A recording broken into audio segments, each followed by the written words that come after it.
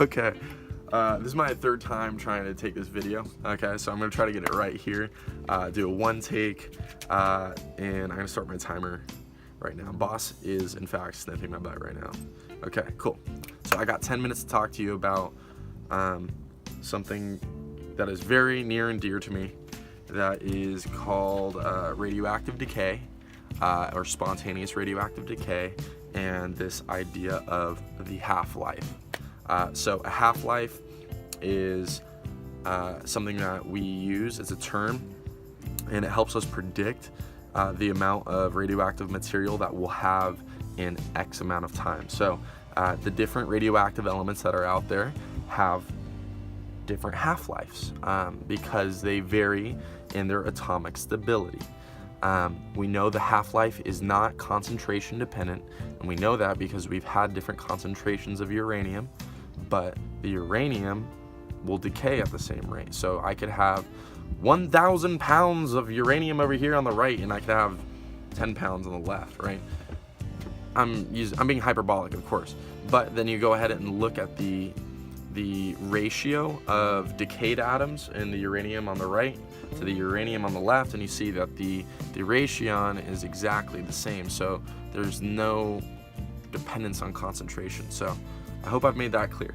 The next thing is we know that they're in spontaneous nuclear decay, and that's what we're talking about here. We're not talking about the atom bomb or anything crazy where we've gone in, added extra neutrons. Maybe we could be talking about carbon-14 here, okay? There's a spontaneous nuclear decay that happens that's on a set rate that is independent, from what we can tell, on photons. What? Right? You know, like everything that happens in chemistry and with atoms has to do with photons. I mean, like, it's an oscillation in the electromagnetic field, dude. Like, what is an electron? What is a proton? What they have electronic nature in them, and that they have charge. So you would really hope that you could find a photon that's associated with nuclear decay, so you could say, hey, no more photons of this type around my nuclear material, because I want it to be stable. I want to be able to use it. This is gonna be awesome. And I've noticed there really isn't that much discussion on it. I think we've kind of taken our radioactive material at face value for its utility in creating energy. We're like, oh, there's fission, and that's the name of what I'm talking about here, is spontaneous nuclear decay. But that's, well, when we use it, we kind of push the limits of the nuclear decay. But once again, I'm not going to digress here.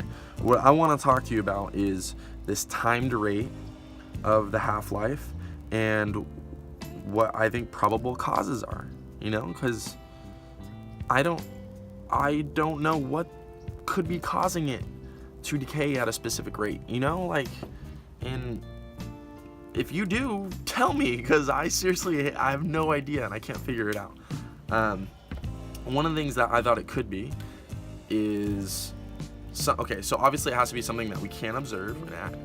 I'm arguing that it's external, because I am a believer in Newtonian physics and the idea that there is a cause to interaction. There's usually an activation energy that's associated with reactions happening, even if they're exothermic. It doesn't matter if you're exothermic, there has to be an activation energy. We can stop exothermic reactions if you don't put in the activation energy and you slowly introduce two different types of material, right?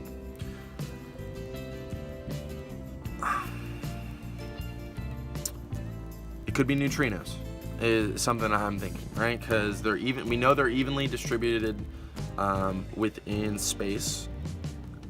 We know that we're getting impacted all the time. Like, they're just going straight through us. They're going right through our planet, actually. They just don't interact. They don't like to interact readily.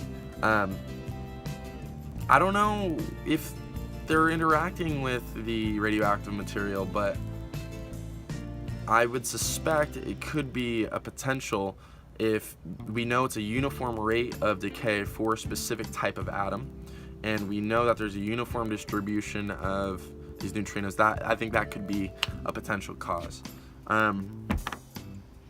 Another potential cause I think could be found in the universal constant of entropy and this cosmic expansion that we're all experiencing.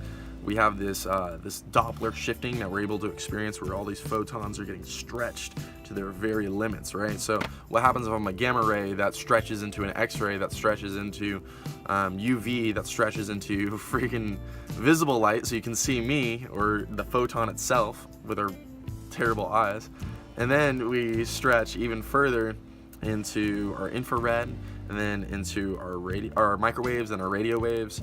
What's after a radio wave, right? Like, let's say I'm the lowest frequency radio wave that we could even detect. Now let's say I go one frequency lower than that, you know, and then I go to the minimal frequency that I can. I'd say that's just you become a strand of whatever space-time is. It's just you're something else that light will oscillate it into.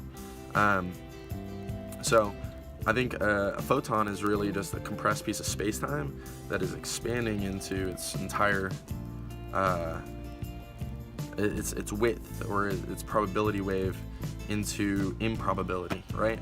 So and where do we get these photons? Where the hell do we get gamma rays from? You know, I'd say that we get gamma rays from positron, electron annihilations. We get them from radioactive decay. We get them from fusion, which is friggin' awesome. In our sun, I'm not pointing towards the sun. There's no sun here, but there is light, right? And this light came from the sun. We know that we can get light out of fusion. There's energy that you can be derived, but that's also, you're losing some mass there. The sun is decreasing in mass right now, all the freaking time, because it's evaporating out this light. This is Einstein's formula, E equals mc squared. It's there. So that's kind of my argument for this idea that the universe is expanding, and I think oh, that's cool. A pelican just dove into the lake behind me. Now, one of the things, right? So, like, what is the practical sense of this question that I'm asking is, okay, I am a spacefaring civilization, okay, and I don't know how to do fusion, right? And that sucks. I'm not that good at spacefaring if I can't use fusion adequately, because we know that's the best way to do it, right? Like, all the sci-fi people out there are gonna be like, yeah, dude, we're gonna use fusion, bro. Let's say we only can use fission. How do I preserve my supply of radioactive materials? Let's say I have this really cool spaceship and it's out in space and it's sitting there, and then we're here on the planet. What's different about my spaceship in the middle of space than me standing here on the planet? Gravity. It's this crazy thing called gravity, and we know, I forgot the name of the movie. Somebody's gonna tell me here in the comments, hopefully. But they get next to this black hole. They're on this water planet next to a black hole, and time goes by really slowly there, right? So they experience like 15 minutes on this planet, and they come up and this guy's like, I've been waiting for you for 35 years. And it's a gravity well. So what we notice about this gravity well is there's this thing called time dilation, and time will go, like, you'll experience far less time in a gravity well than not being in one. Now, these gravity wells maybe aren't that intense, but let's say you found out in the universe somewhere this really intense gravity well that you were able to get matter down onto and get matter out of, right? You could store your radioactive material down there, so you don't have to carry all of it with you, because if you carry it all with you, it's gonna decay pretty dang rapidly, right? So I could go with just enough nuclear material to get me from point A back to point B, pick up some more material from point B, and I would have more material than I would have expected, because that half-life would then be mediated by the time, less so whatever the constant is that causes it. You know, you're decreasing the amount of time that's elapsed, and that's my take on the half-life, man. I got 20 seconds. Let me just tell you something. I love the fact that you watch this video. It gives me a chance to talk about the idea, because I don't really have too many people to talk to about it by just around me right now, because they think I'd be crazy. So if you think I'm crazy, you like this video, go ahead and like, or maybe dislike. I don't care. Just interact with the video somehow. Give me a comment. Let me know what you think. Appreciate it, and have a good one.